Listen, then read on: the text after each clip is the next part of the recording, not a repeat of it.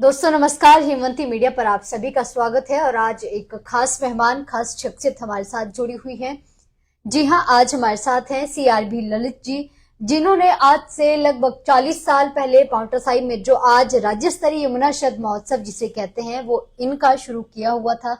और हम आज अगर गूगल सर्च करते हैं, कहीं पर किताबों में, दस्तावेजों में पढ़ते हैं, तो इनका नाम सबसे ऊपर आता है, क्योंकि उस दौरान ये पांवटा साहिब में एसडीएम थे। और इन्हीं की अथक प्रयासों से जो है वो पांवटा साहिब में यमुना शरद महोत्सव की शुरुआत हुई थी। उसके बाद तो कई बड़े पदों पर ये रहे हैं, डीसी भी रहे हैं और कई अन्य पदों पर भाषा एवं संस्कृति विभाग में भी अधिकारी के तौर पर रहे हैं।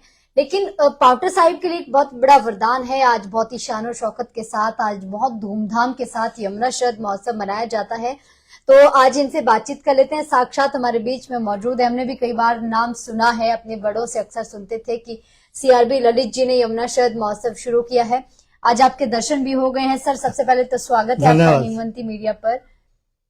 कौन से सन की बात है जब आप पांवटा साहिब में एसडीएम रहे? और मैं 1978 में जी एचएस में टॉप किया था जी पिछले रिकॉर्ड तोड़े थे हाईएस्ट मार्क्स जी दूसरे साल फिर मैंने अपना भी रिकॉर्ड तोड़कर टॉप किया। ये ऐसा संयोग ईश्वर की कृपा से ही होता है। मेरा सौभाग्य था कि मैं ऐसा कर सका। मुझे खुद भी उम्मीद नहीं थी कि मैं ऐसा कर सकता हूँ। ईश्वर ने बहुत कृपा की और मैं ऐसा कीर्तिमान स्थापित कर सका जिसको टूटने में सदियां भी लग सकती है। जी टूटने को तो अगले साल भी टूट सकता है।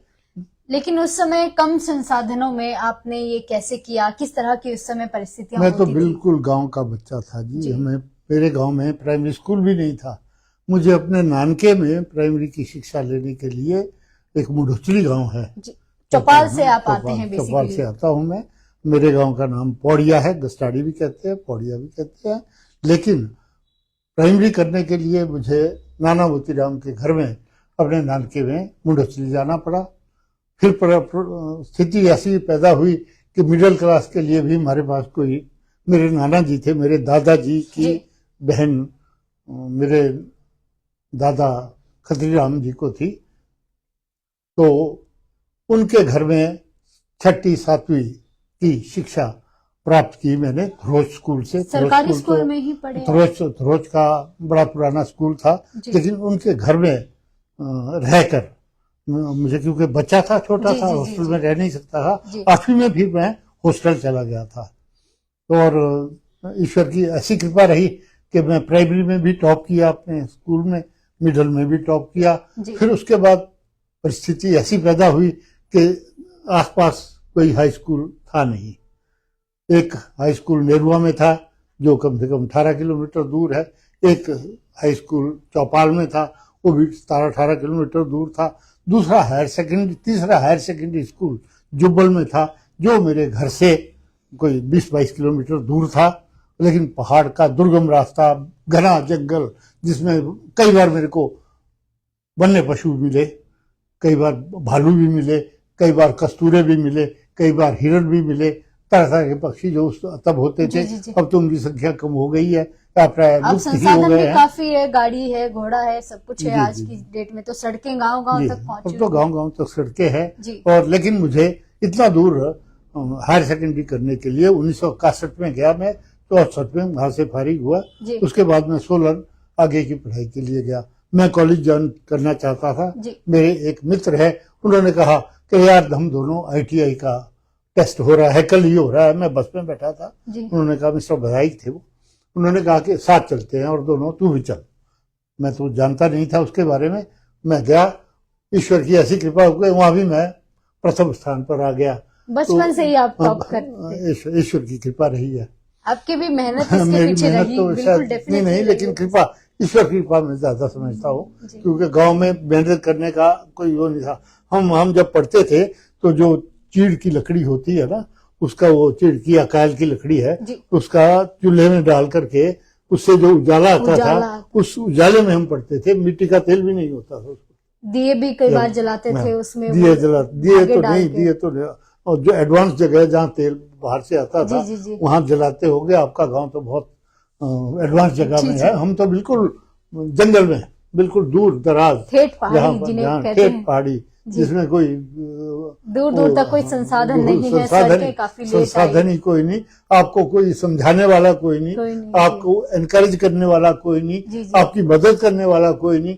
ऐसी स्थिति में ना जाने किस तरह से मुझ में ऐसी प्रेरणा हुई। मैं गीता प्रेस की किताबें पढ़ता था बचपन में, जब कोई 5 पैसे कोई देता था, कोई 1 पैसा भी देता था, कोई रुपया तो शायद ही मुझे मिला हो कभी, जब बचपन में था, तो जितने वो पैसे इकट्ठे होते थे उसकी मैं मिठाई नहीं खाता था। मैं गीता प्रेस गोरखपुर की किताबें लेकर पढ़ता था और उसी से मेरी मानसिकता, घर में मात्र एक ग्रंथ था, तुलसीकृत रामचरितमानस, उसको मैंने पूरा पढ़ा। 10वीं तक पढ़ जाते जाते मैंने उसका पारायण पूरा कर लिया था और उसी से मैंने अपना नाम लिया। तो ललित अभी भी हम ये बात कर रहे थे कि सर काफी धार्मिक हैं और आध्यात्म में बहुत विश्वास रखते हैं। 4 धाम की यात्रा इन्होंने कर ली और इन्हें जो है वो भगवान की पाठ पूजा भक्ति में रहना काफी पसंद है और आप आज भी इस चीज को बरकरार रखे हुए हैं, जो बचपन से जो प्रेरणा आपके अंदर थी। तो अब मैं ये जानना चाहती हूँ कि यमुना शरद महोत्सव को स्टार्ट करने के लिए किस तरह के उस समय परिस्थितियां थी और कितने एफर्ट्स करने पड़े, कैसे शुरू हुआ था उस समय? उस समय सिरमौर जिला से गुमान सिंह जी मंत्री होते थे जी, ठाकुर गुमान सिंह वयोवृद्ध नेता थे, और उस समय डीसी मिस्टर RN बंसल होते थे, बहुत अच्छे अधिकारी रहे हैं। उन्होंने शुरू में तो उन्होंने मुझे शायद सावधान भी किया कि मेले वगैरह लगाने में बाद में कठिनाइयां आ जाती है, आप मत करो। मुझे विश्वास था कि जब मैं करूंगा तो लोगों को इस तरह से संगठित कर पाऊंगा कि आगे भी ये मेला चलता रहेगा। तो मेरी इच्छा हुई, मैं पहले स्पीति में SDM रह चुका था 1 साल, उस दौरान मैंने वहां भी लादरचा मेला, जो कोई 60 साल पहले लुप्त हो गया था, जब तक भारत और चीन के रिश्ते अच्छे थे तब तक लादरचा में एक मेला लगता था जिसमें पूरे तिब्बत से, लद्दाख से और हिमाचल प्रदेश से और पंजाब वगैरह से व्यापारी आते थे और वहाँ आदान प्रदान होता था। पश्मीने का, तिब्बत की चीजें हिंदुस्तान में आती थी, हिंदुस्तान की चीजें तिब्बत में जाती थी, लेकिन वो फिर बंद हो गया था वो मेला। जब भारत और दलाई लामा ने भारत को पलायन किया वो मेला बंद हो गया था। मैंने फिर उसको दोबारा किया, लेकिन उसका स्थान लादरचा से बदल, जो चिचमगांव के ऊपर था वो मैदान बड़ा जहां वो मेला लगता था, मैंने उसको काजा में शुरू किया और काजा में शुरू किया। और एक ही मेला मैं स्टार्ट कर सका, दूसरे साल तो मेरी बदली हो गई पोंटा को। वो मेरा जो अनुभव था उससे लोगों को बड़ा अच्छा लगा था और उसी अनुभव को देखते हुए मैंने यहाँ पर भी और कॉन्फिडेंस मिला, वहाँ अच्छा रहा। 81 में मैं पोंटा में आया। पहली साल तो मैं यहाँ की स्थिति का अवलोकन करता रहा, लेकिन दूसरे साल 82 में हमने ये मेला शुरू किया और उसके बाद इसको एक स्पेशल फीचर दिया हमने कि पहाड़ी संस्कृति का प्रतीक जो ठोडा है, जिसमें धनुष बाण लेकर के खिलाड़ी मैदान में उतरते हैं और एक दूसरे पर वार करते हैं, वार प्रतिवार होता है, और उससे एक हिमाचल की ऐसी छवि वो प्रस्तुत करता है जो महाभारत टाइम के संस्कृति को उजागर करती है। और मैंने सबसे पहले उन लोगों को भी बुलाया, 3 टीमें बड़ी टीमें, 4 टीमें बड़ी टीमें थी। एक महासू कोटखाई से थी, एक मत्याना से थी, एक कोटी बूंच से थी और एक मुझे याद नहीं आ रहा इस समय थी मत्याना, झीना चौपाल से थी। और इन 4 टीमों का प्रतियोगिता हुई और वो प्रतियोगिता इतनी सफल हुई कि उसके बाद हिमाचल सरकार ने ठोडा को youth services and sport department का संरक्षण दे करके उसे राज्य स्तरीय खेल की सूची में डाल दिया। अब तो ऊना के लोग भी ठोडा खेलते हैं, हमीरपुर के लोग भी ठोडा खेलते हैं, कांगड़ा के लोग भी ठोडा खेलते हैं। सिरमौर और सोलन और शिमला में तो पहले से ही प्रचलित था।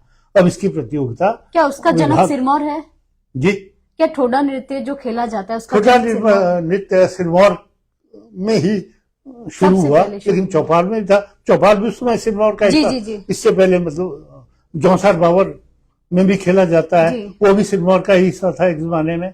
और सोलन में भी खेला जाता है, वो भी सिरमौर का ही कभी हिस्सा रहा है जी, बहुत जी, पहले।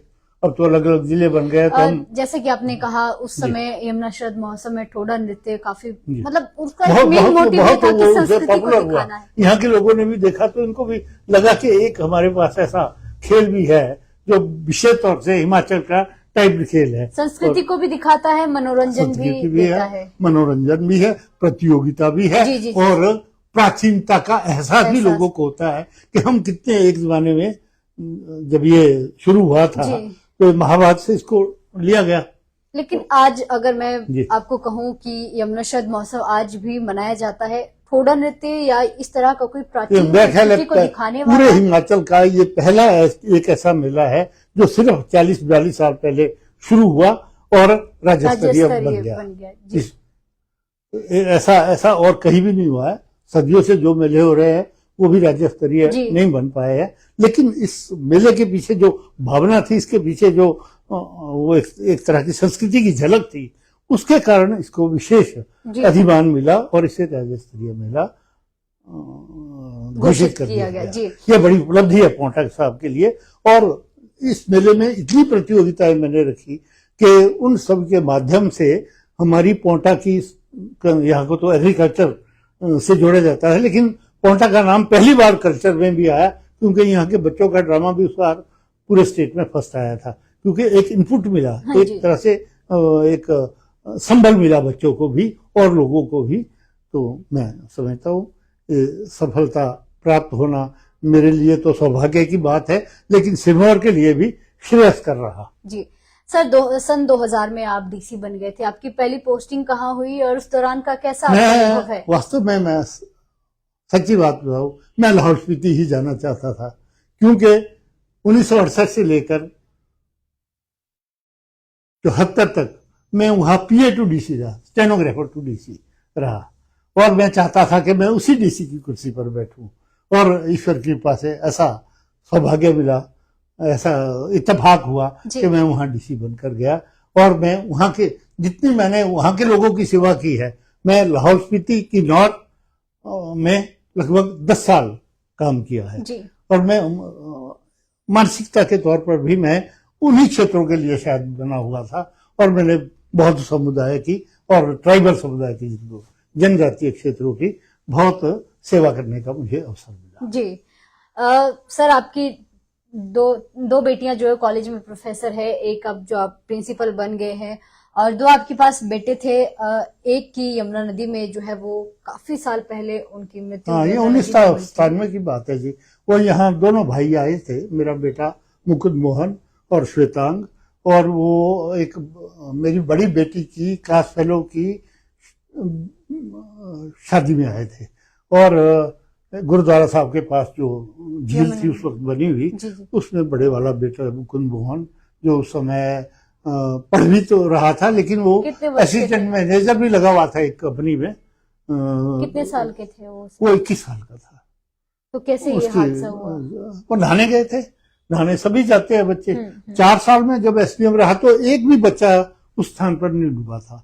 और बाद में ऐसा हुआ कि जब तो 1997 में जब मैं रजिस्ट्रार था HP यूनिवर्सिटी का, तब वो बेटा यहाँ आया और डूब गया। दूसरा बेटा भी डूब गया था। इसके दोस्तों से एक को तो खींच लिया, दूसरे के लिए जब तक वो लड़का वापस गया तब तक वो उसमें पानी के धारे में बह चुका था, उसको बचाया नहीं जा सकता। उसका तो मृत शरीर भी 4 दिन के बाद मुझे मिला, क्योंकि मैं उस वक्त हाटकोटी हनोल की यात्रा पर गया हुआ था। चलिए, बहुत दुखद ये उस समय आपके साथ घटना हुई थी। ईश्वर ये होनी है, ईश्वर की जो इच्छा होती है वो जी, बिल्कुल बिल्कुल। सर, आप भाषा एवं संस्कृति विभाग में भी रहे और आप खुद भी लिखना बहुत पसंद करते हैं। आपने किताबें भी लिखी है, पहाड़ी हिंदी में लिखी है। तो आप लेखनी के बारे में बताएं कि आपको लिखना क्यों पसंद है और किस तरह का लिखना आप पसंद करते हैं? कि कोई कहानियां, कविताएं या किसी तरह का कोई विशेष लेख? मुझे लिखना पसंद नहीं था, मुझे पढ़ना पसंद था। जब मैं पढ़ा, साहित्य पढ़ा, वाङ्मय पढ़ा, तो लिखने की प्रेरणा हुई। और ऐसा हुआ कि 1965 में जब मैं सोलन में पढ़ता ही था, तब मेरी पहली किताब कुमार संत, वहाँ प्रिंटर्स थे, पब्लिशर्स भी थे, वहां से मेरी पहली किताब छप गई 1965 में। जबकि मेरी उम्र 18 साल भी नहीं हुई थी। वो किस विषय पर लिखी थी आपने? वो कविता संग्रह था मेरा, उन्दुत स्वर उसका नाम था, और वही हिमाचल प्रदेश का पहला हिंदी साहित्य का कविता संग्रह घोषित किया गया। और पहाड़ी में भी आपने कविता लिखी, उसमें क्या हाँ, प्रदर्शित पहाड़ी में किया? मैं छुटपुट कविताएं लिखता था। अपनी संस्कृति के ऊपर कभी लेकिन एक किताब जो मेरी छपी वो 1975 में जून और आशु, टीयर्स ऑफ द मून नाम जी। से छपी। वो भी जो सिरमौर, सोलन, कुल्लू और शिमला के इलाका है, जिसकी एक लगभग एक ही जी। बोली है, जी। एक जैसी बोली है, एक ही, या जौनसार बावर हो गया उत्तराखंड का, ये बोली एक है। इनके नाम अब आप जिलों के हिसाब से ले तो बात नहीं बनती। किसी ने इसका नाम महासुई कहा, किसी ने इसका नाम सिरमौरी कहा, किसी ने इसका नाम कुल्लवी कहा, किसी ने इसका नाम जौनसारी कहा, पर बोली एक ही है। इसका व्याकरण भी एक है और इसका मूल भाव भी एक ही है। इसके लोकगीत भी एक जैसे हैं, इसका साहित्य भी एक जैसा है। तो मेरा सौभाग्य रहा कि इसकी पहली किताब भी, जिसका फॉरवर्ड यानी डॉक्टर पद्मचंद्र कश्यप जो कुल्लू के निवासी थे उन्होंने, और डॉक्टर खुशीराम गौतम जो सराहा सिरमौर के निवासी थे, उन दोनों ने इसका वो लिखा था। और उसमें हरिराम जस्टा जी जो शिमला के रहने वाले हैं, प्रोफेसर हरिराम जस्टा, उन्होंने भी इसका वो लिखा था। तो ऐसा ईश्वर की कृपा से हुआ। मैं तो नहीं समझता था कि मैं ऐसा भी कर पाऊंगा, हो गया। और वो किताब, वो भी इस मध्य हिमालयी क्षेत्र की पहली किताब बनी जो प्रकाशित हुई। जी। अब भी लिखते हैं आप? अब लिखना मैंने, या आप किस तरह की पुस्तकें आप पढ़ते हैं? मैं आमतौर पर मैं स्कूल की किताबें तो कम ही पढ़ता था। जुब्बल स्कूल जहां मैं पढ़ा हूँ हायर सेकेंडरी, वहीं से मेरा उत्थान का समय शुरू हुआ। वहां की लगभग मैंने स्कूल की सारी लाइब्रेरी पढ़ डाली थी। पौड़िया पंचायत में जितनी किताबें थी, पंचायत में उन दिनों लाइब्रेरी हुआ करती थी, जितनी किताबें थी मैंने सब पढ़ डाली थी। और रोज स्कूल की भी जितनी किताबें थी वहां की लाइब्रेरी में, उनमें से काफी पढ़ डाली थी। चाहे वो कविताएं हो, चाहे कविताएं हो या उपन्यास हो, आमतौर पर यही आती थी, या प्रेरणास्पद पुस्तकें होती थी। तो उनसे भी मेरा गहन परिचय हुआ। और विशेष तौर पर गीता प्रेस गोरखपुर की पुस्तकों का मेरे मस्तिष्क पर बहुत सकारात्मक प्रभाव पड़ा। पुस्तकें पढ़ने से क्या चीज बदलती है? पुस्तकें पढ़ने से कुछ ही नहीं बदलता। आपको लगता नहीं है कि आप कुछ बदला है, लेकिन बदल इतना जाता है कि आप एकदम से एक नई दुनिया में अपने आप को स्थापित कर लेते हैं। मैंने कभी नहीं सोचा था कि मेरी पहली किताब निकलेगी। मुझे क्या पता था? उस वक्त तो मैं बच्चा था। जब पहली की छपी तब भी मेरी किताब पहली निकली, तो उस वक्त भी मैं कोई बड़ा एफर्ट्स किए हो मैंने, ऐसा नहीं। लेकिन जो कवि सम्मेलन में कभी गए तो वो कविता लिखी रख ली। जब वो किताब छपी तो वो सारी कविता इकट्ठी कर ली, छप गई। मुझे नहीं पता था कि मैं पहला कवि बनूंगा पहाड़ी की किताब का या हिंदी की किताब का हिमाचल प्रदेश में। सौभाग्य है, ईश्वर की कृपा है। और ये पढ़ने से ही होता है, पढ़ने से ही लिखना आता है। बिल्कुल सर, बिल्कुल। आज से लगभग 18-20 साल पहले आप रिटायर हो गए, और मैं ये समझती हूँ कि जिस समय आप अधिकारी रहे हिमाचल प्रदेश में, उस समय का वातावरण, परिस्थितियां बहुत अलग थी। आज बहुत मॉडर्न हो गए हैं, टेक्नोलॉजी भी बहुत तेजी से आगे बढ़ रही है। तो आपने क्या बदलाव पाए हैं हमारे समाज में? अब तो मैं समझता हूँ कि हम लोग जो पुराने वक्त के लोग हैं वो इरेलेवेंट हो गए हैं, क्योंकि उस समय के उपादान भी और थे, प्रतिमान भी और थे, और मानक भी और थे, और काम करने की शक्ति और क्षमता भी और तरह से नियोजित होती थी। आज सारी चीजें बदल गई है। अब हम वर्तमान स्थिति में शायद उतने कामयाब नहीं हो सकते। जितना कामयाब मैं हो सका। मैं जब भाषा संस्कृति विभाग में था तो कम से कम 18-20 विदेशों में हिमाचल की संस्कृति का प्रचार प्रसार करने के लिए, उसको जब मैं HPMC में था तब भी मैं, एक तो अनुगा फेस्टिवल होता है, जर्मनी में होता है, विश्व का सबसे बड़ा कृषि यानी उद्यान उत्पाद का मेला होता है, वो उसमें भी मैं भाग ले सका, हिमाचल का प्रतिनिधित्व कर सका, और 5-7 देशों में हिमाचल के प्रोडक्ट्स को इंट्रोड्यूस करा उसको, वो कर रहा। एचपीएमसी जो पहले हर साल घाटे में होती थी, मेरे 3 सालों में, इसीलिए मुझे बदला भी नहीं गया वहां से रिटायरमेंट तक, वो मेरे 3 सालों में 2.5 साल तक प्रॉफिट में आती रही। तीसरे साल भी घाटा मात्र 85 लाख का था, 85,000 का था, शायद लाख का नहीं था, मुझे याद पूरी तरह याद नहीं है। तो क्योंकि मैं उस साल चला गया तो फिर बाद में कुछ हमने जो पुराना स्टॉक पड़ा हुआ था देश के विभिन्न कोनों में, हमारे एचपीएमसी के तो पूरे देश की राजधानियों में वो विक्रय केंद्र थे और रीजनल ऑफिस भी थे बहुत सारे राज्यों में। सर, जैसा कि आप कहते हैं कि उस समय संस्कृति को बहुत ज्यादा प्रमोट किया जाता था, संरक्षण किया जाता था, संस्कृति पहचान होती थी, आज भी है, लेकिन आज चीजें मॉडर्न होती जा रही है। आज लोग कितना संस्कृति का संरक्षण करते हैं? हिमाचल की संस्कृति तो अपनी जगह है, वो रहेगी भी, लेकिन उसको किस ढंग से प्रस्तुत किया जाता है। मैं एक बात बताऊं, मेरा सौभाग्य रहा कि मैं 7 साल निदेशक भाषा संस्कृति रहा। उनमें से 26 जनवरी का जो टेबल्यू निकलता है, झांकी निकलती है, सभी प्रदेशों की निकलती है, हिमाचल की झांकी उन 7 साल में 5 बार निकाली गई। वो बहुत कठिन होता है 26 जनवरी की झांकी को प्राप्त करना प्रदेश के लिए, क्योंकि मैं इनोवेटिव आइडियाज लाता था और वो वहां पर जब डिफेंस मिनिस्ट्री वाले उसको देखते थे तो वो एनकरेज फील करते थे कि हिमाचल से ऐसा किया जा रहा है, और 5 बार मेरे समय में झांकी निकली। उसी तरह से अंतर्राष्ट्रीय मेले हैं, बड़ी स्टेट्स में 5 मेले नहीं हो गए। मैंने उस समय, आज से 40 साल पहले, tourism department government of India से 5 मेलों को अंतर्राष्ट्रीय मेले, जिसमें रेणुका मेला भी है, जिसमें एक साथ 5 मेले एक ही हिमाचल के, कांगड़ा समर फेस्टिवल है, कुल्लू का दशहरा है। कुल्लू का दशहरा तो बोलते तो पहले भी थे कि अंतर्राष्ट्रीय है, लेकिन भारत सरकार की रिजर्वेशन ऑफिशियली मतलब मंडी की शिवरात्रि है, रेणुका का मेला तो मैंने पहले बता दिया, और एक चंबा की मिंजर है। ये पूरे हिमाचल में जो इस स्तर के मेले थे, उनको सबको मैंने अंतर्राष्ट्रीय मेले के तौर पर भारत सरकार से रिकॉग्नाइज करवाया। और उसी तरह से मैं एक बात बताऊं, जब मैं स्पीति में था तो जितने खांगचुंग वहां के थे, यानी जो लामा बनते हैं, उनके पास कोई जमीन नहीं होती है। वहां प्रथा ये है कि जो बड़ा लड़का है, वहां 22 गांव है, 22 गांव में जो परिवार है वो उतने ही है जितने थे।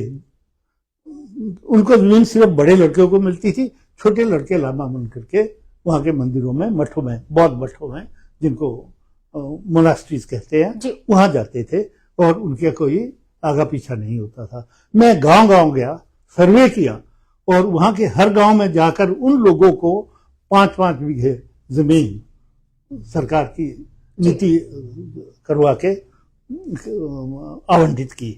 गांव में मैंने कोर्ट लिया। पहली बार ऐसा हुआ होगा सिटी के इतिहास में, शायद हिमाचल के इतिहास में भी, कि गांव में जाकर कोर्ट लगा और वहीं पर वो जमीन उनको बांट दी गई। तो मेरे को कॉन्फिडेंस इन्हीं चीजों से आया।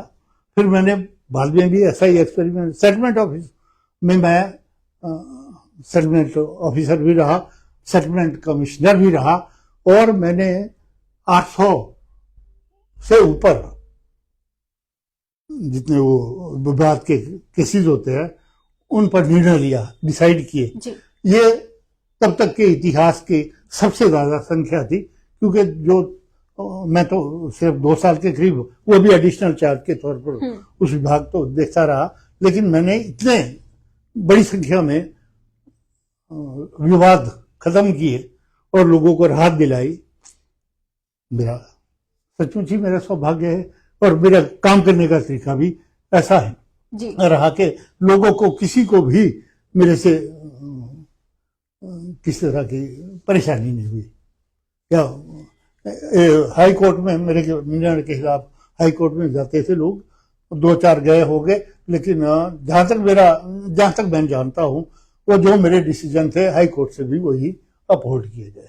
मतलब कभी आपने जनता को शिकायत करने का मौका नहीं दिया। हमेशा जनता के बीच में रहे। जनता के बीच में सिरमौर के लोग जानते हैं, सिरमौर में सिर्फ पोंटा का एसडीएम था, लेकिन पूरे सिरमौर में लोग मेरे को नहीं सर, आज भी आपको अच्छा याद हो बुरा किया हो जाता मैं नहीं है। जानता हूँ, लेकिन लोग मुझे पूरे स्वभाव के लोग बिल्कुल सर, और आज अभिमान भी देते हैं आज भी। जी बिल्कुल।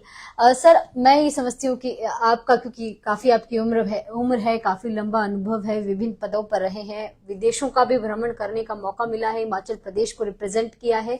आपके जीवन का सबसे अच्छा और सबसे खट्टा पल आप अगर साझा करना चाहें। खट्टापन तो मेरी मेरी मैं नहीं समझता हूँ कि मेरे साथ ऐसा कोई हुआ है, लेकिन अच्छा पल मैं उसको मानता हूँ जब मैं मानसरोवर कैलाश की यात्रा पर गया। 11 बजे हम चले यात्रा पर, जो पैदल यात्रा करनी होती जी है। कुछ तो पहले तो हम हवाई जहाज से गए, जी वहां से फिर हेलीकॉप्टर से गए, वहां से फिर बसों से गए। लेकिन जहां से पैदल जाते हैं, जो कैलाश की परिक्रमा होती है, मेन उसमें 11 बजे मैंने वहां से शुरू की अपनी यात्रा। और 4 बजे चीन की सरकार का वहां को आदेश आया कि इसके बाद किसी भी व्यक्ति को जो 60 साल से ऊपर हो ये यात्रा न करने दी जाए। और मैं 60 साल में क्या, तो मैं तो 69 साल का हो चुका था, जी। लेकिन फिर भी मैं उससे ये 2016 की बात है। आपको वहां मैं 11 पदयात्रा करने बजे का यात्रा अवसर- शुरू की और 4 बजे यात्रा बंद हो गई सबके लिए। उससे पहले 70 साल तक जा सकते थे लोग, जी। और मैं 70 साल से से 2-3 अधिक महीने थे। पहले ही जी गया, मेरे दिमाग में ही नहीं था। फिर मैंने कहीं देखा, एडवर्टाइजमेंट देखी, तो मैंने उनसे संपर्क किया और अपनी यात्रा बुक करवा ली। कोई ऑस्ट्रेलिया की कंपनी है वो, मेरे को याद नहीं आ रहा उसका नाम भी हो। जी तो ये मुझे तो ऐसे लगा जैसे शिव जी मेरी ही प्रतीक्षा कर रहे थे, क्योंकि मैं शिव जी का अनन्य भक्त हूँ। महाकाल के भक्त मैंने हैं। सभी जितने 11 ज्योतिर्लिंग है सभी के दर्शन किए, सभी में पूजन अर्चन किया है। मैं सबसे कठिन जो तीर्थ पहले माना जाता था, अब तो कैलाश माना जाता है, जी लेकिन सबसे कठिन तीर्थ पहले ये गंगा सागर वाला के जो लोग बाकी तीर्थ बार बार, गंगा सागर एक बार। मेरा सौभाग्य रहा कि मैंने गंगा सागर भी 2 बार किया है। बहुत सारी चीजें सर आपने अपने जीवन में की है, अधिकारी के तौर पर भी बहुत सारी अच्छी चीजें आपने की है, आपके अनुभव बड़े ही अच्छी रहे भी की हैं। है, बुरी भी हो गई होगी, और- लेकिन मैं नहीं जानता। लेकिन मेरे नॉलेज, जहां तक मैं जानता हूं कि मैं बड़ा संभल कर चलता रहा, और साथ में होता ही है तभी है जब आपके ऊपर ईश्वर की कृपा हो। जी सर, आप हमारे आज की युवा पीढ़ी को क्या संदेश देना चाहते हैं? आखिर में मैं ये चाहती हूँ कि आप हमारे आज की जो युवा पीढ़ी है, जो हम जैसी जनरेशन है, आज क्या की युवा संदेश देना चाहते पीढ़ी हैं? नशे के गर्त में डूब रही है। ये सबसे, मेरा अपना बेटा भी इससे परेशान है, और मेरा अपना परिवार भी इससे परेशान है। लोगों के भी, सबके परिवार इस नशे के कारण बहुत परेशान है। मैं यही संदेश देना चाहता हूँ कि बाकी चीजें तो अपनी मेहनत से खाएगा, अपनी मेहनत से बच्चा कमाएगा, अच्छा बने या बुरा बने, लेकिन कम से कम जो नशे की लत है उसमें जो पड़ जाते हैं वो तो किसी काम के रहते ही नहीं है, और अपने परिवार को बर्बाद करते हैं, अपने माँ बाप को दुखी करते हैं, अपने पूरे गांव के लोगों को दुखी करते हैं, और पूरे समाज को दुखी करते हैं। मैं यही संदेश देना चाहता हूं कि बाकी कुछ हो, आधा पेट खाना मिले, जी जी जी भर पेट खाना मिले, खाना ना भी मिले, लेकिन बच्चे हमारे जो नशे से खराब हो रहे हैं वो ना हो। आपके बेटे कितने साल के हैं, किस तरह का नशा वो करते हैं? मेरी बेटा मेरा, और उसने छोड़ दिया है, नशा तो छोड़ दिया है उसने।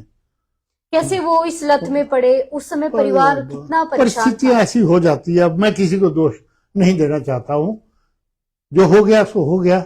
उसकी परिस्थितियां क्या रही, वो पहले जापान भी गया एक प्रोजेक्ट में भारत सरकार के, उसके बाद बॉम्बे चला गया। वो बॉम्बे में उसने फिल्मों में छोटा मोटा काम किया, और उसके बाद जब वो वापिस लौटा तो बदला हुआ सा लगता था। वो इतना ज्यादा इस नशे की लत में आ गया कि अपने आप को ही भूल गया, अपने आप को ही बर्बाद कर गया, पूरे परिवार को बर्बाद कर गया। और आज भी हमारा पूरा परिवार और समाज इस कैसे वो परिस्थिति को इस झेल रहा परिस्थिति है। से अपने आप को बाहर निकाल रहे हैं? बाहर उसकी माँ ने उसको सुधारने के लिए कोशिशें की। क्या आध्यात्म या ईश्वर की पाठ पूजा एक बहुत बड़ा सहारा बन सकता है इन सब चीजों मेरे को लिए हानि तो करने बना से? है, मेरे लिए तो ईश्वर की पूजा ही सहारा बना है, नहीं तो मैं शायद आज आपके सामने जिंदा भी ना होता। जिन परिस्थितियों से मैं गुजरा हूं, मुझे नहीं लगता कि मैं जीवित रह सकता था, पर ईश्वर ने संबल दिया, ईश्वर ने प्रेरणा दी, ईश्वर ने आशीर्वाद दिया, और ईश्वर की कृपा से ही मैं आज आपके सामने हूं। और हर परिस्थिति का, बुरी से बुरी हर परिस्थिति का बुरी से बुरी परिस्थिति का मैं सामना कर रहे हैं। हंसकर सामना करता हूँ।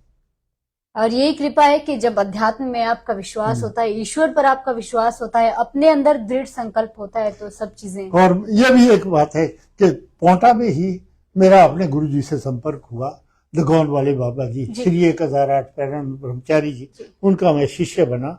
उनके दूसरे शिष्य बाबा दयानंद जी है, जो परमहंस है और महामंडलेश्वर है जूना अखाड़ा के, वो मेरे गुरु भाई है। तीसरे बाबा जो एक मिनट बंद करना, इसको मिटा दो, तीसरे की जगह से उनका नाम याद नहीं आ रहा अभी, बालन जी, हाँ वहां से तीसरे बाबा बालन जी है, जो दगौन के आश्रम में रहते हैं। दयानंद जी तो रेणुका के आश्रम में रहते हैं, उनके और भी बहुत सारे आश्रम हैं, पर बालन जी गुरु जी के पद चिन्हों पर चलते हुए, क्योंकि उन्होंने भी एक ही आश्रम रखा था और ये भी एक ही आश्रम में, दगौन वाले आश्रम में है, और समाज की सेवा कर रहे हैं, प्रकृति की सेवा कर रहे हैं, और अपने श्रद्धालुओं को सन्मार्ग पर आगे बढ़ा रहे हैं। चलिए सर, आपका बहुत बहुत धन्यवाद। आपका शायद ज्यादा समय ले लिया आज, तो आपका बहुत बहुत धन्यवाद करते हैं एक बार पुनः कि आप हमारे साथ जुड़े। भी, आपके सहयोगी का भी, और अरविंद गोयल जी का भी, जो यमुना शरद महोत्सव के समय से ही मेरे साथ जुड़े रहे हैं। हम अभिन्न मित्र हैं, और हमारा जीवन बड़ा प्रेम पूर्वक संबंध हमारे सदैव रहे हैं, जो पल्लवित होते रहे, ऐसी मैं कामना करता हूँ। सर ने अपने जीवन के कुछ अच्छे कुछ बुरे भी अनुभव हमारे साथ साझा किए हैं, और मैं समझती हूँ कि जो युवा दर्शक, जो भी लोग हमें देख रहे हैं, वो इनके जीवन से जरूर प्रेरणा लेंगे। आप बड़े बड़े पदों पर भी रहे हैं, आपके ऊपर घर की जिम्मेवारी भी है, आपने सब कुछ किया है, आपने बुरी परिस्थितियों का सामना भी किया है, आप अध्यात्म में भी बराबर के भागीदार रहे, आपने खूब इसमें हिस्सा लिया, चाहे वो 4 धाम की यात्रा करना हो, चाहे कहीं पर जाना हो, या ईश्वर की जो कृपा रहती है वो ऐसे ही लोगों पर रहती है कि अपने अगर काम ईमानदारी से करें और ईश्वर पर भरोसा रखें, तो जरूर सब चीजों का सॉल्व हो सकता है, सारी चीजें ठीक हो सकती है। जैसा कि सर ने कहा कि आज भी हंसते हंसते सारी परिस्थितियों का सामना कर रहे हैं, तो इसका सबसे बड़ा सहारा इनका ईश्वर है, ईश्वर पर इनका भरोसा है।